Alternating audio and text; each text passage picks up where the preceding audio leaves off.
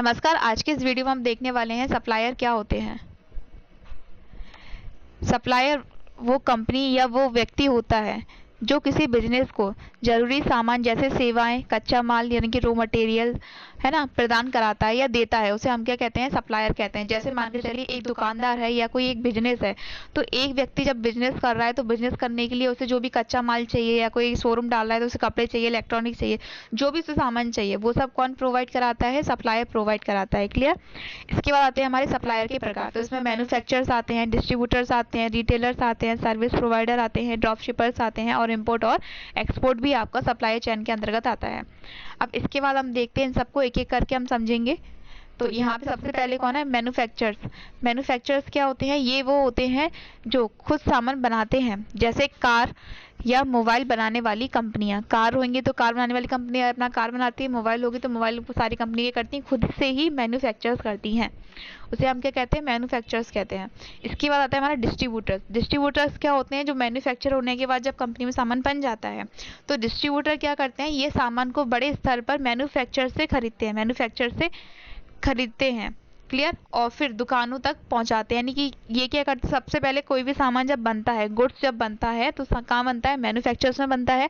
Manufacturers से बड़ी मात्रा में, बल्क मात्रा में या बहुत सारी मात्रा में जब कोई खरीदता है तो कौन खरीदते हैं, डिस्ट्रीब्यूटर्स खरीदते हैं। और बाद में डिस्ट्रीब्यूटर्स खरीदने के बाद किसको भेज देते हैं, दुकानदार यानी कि रिटेलर्स को वो लोग अपना माल भेज देते हैं।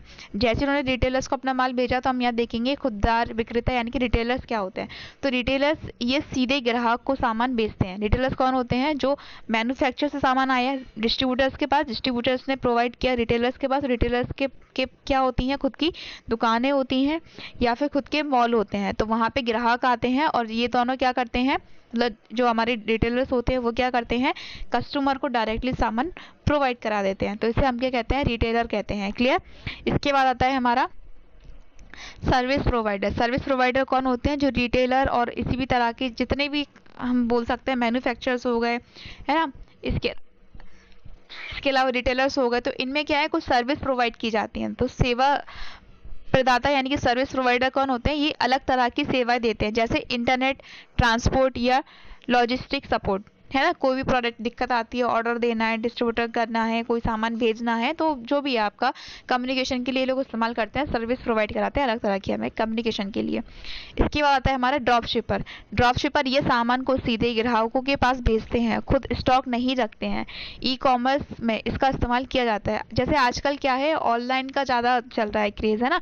पहले क्या होता था, हम सबसे ज़्यादा ऑफलाइन यानी कि दुकान या मॉल पे जाते थे, फिर सामान लेके आते थे, बट आजकल क्या है, हम ऑनलाइन सारी चीज़ें परचेस कर रहे हैं। तो ऑनलाइन आप परचेस कर रहे हो तो क्या है, जैसे मान के चलिए, अगर हम जैसे मान लीजिए एक कंपनी है कोई और एक कंपनी की खुद का वहाँ पे व्यापार है, ठीक है, तो वहाँ पे हम क्या करेंगे कि कोई भी पर्सन आता है, अपने आप को एज अ ड्रॉप शिपर वहाँ पे ऐड करता है, तो वो क्या करेगा, उस कंपनी की प्रोडक्ट को सेल करता है सोशल मीडिया के अलग अलग प्लेटफॉर्म पर। उसने जैसे इंस्टाग्राम है, यूट्यूब पे, उन सब पे उसने क्या किया, उस प्रोडक्ट को प्रमोट कर दिया, ठीक है। लेकिन उस जो व्यक्ति सोशल मीडिया पर प्रमोट कर रहा है, उसके पास खुद के पास स्टॉक है क्या, नहीं है। तो स्टॉक कहाँ से लाता है, वो रिटेलर वाली कंपनी यानी कि मॉल और दुकानों से वो सामान को उठाता है और फिर वो क्या करता है, आगे कस्टमर को भेज देता है। तो अब रिटेलर और कस्टमर के बीच का एक पॉइंट होता है जिससे आप ड्रॉप शिपर कह सकते हैं, और इसका इस्तेमाल सबसे ज़्यादा इंटरनेट में किया जा रहा है।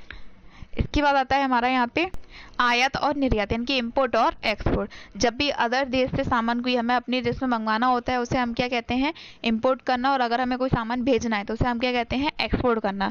तो ये विदेश से सामान मंगवाते हैं, और जब हम सामान बाहर भेजते हैं तो उसे हम क्या कहते हैं, इम्पोर्ट और। आज की वीडियो में इतना ही, बाकी हम नेक्स्ट पार्ट में कवर करेंगे।